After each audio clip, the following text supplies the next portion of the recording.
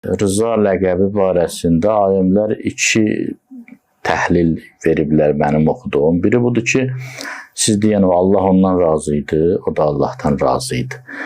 Allah Teala ilə Həzrəti Əli ibn Musa əleyhissalam arasında rizayət körpüsü əlaqəsi var idi. Bu ağla sığmaz böyük məqamdır, riza məqamı. Cavanlar bunu çox yaxşı anlamazlar. Biraz bu həyatın keşməkeşlərində sıxılanlar, təzyiqə məruz qalanlar başa düşürlər ki, həyat adama təzyiq göstərdikcə Allahdan razı qalmaq necə çətinləşir. Şuur altında min şikayət eləyirsən Allah Teala'dan. İmam Rıza əleyhissalam şuurunun ən dərinliklərinə qədər təslimçilik kimi razı deyildi. Yəni, əstağfurullah, özünü Allahın yerinə qoysaydı, deyirdi, elə ən yaxşısı budur. Elə mən də olsaydım, belə eləyərdim.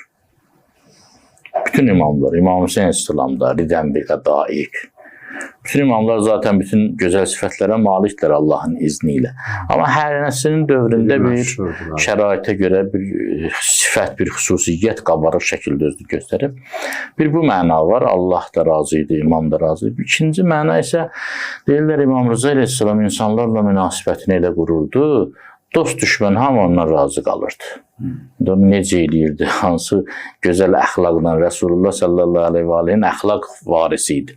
Necə eləyirdisə, hamı ondan bir formada razı qalırdı.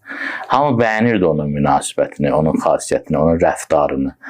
Bu iki xasiyyətinə görə İmam Rıza əleyhissalama rıza deyilib.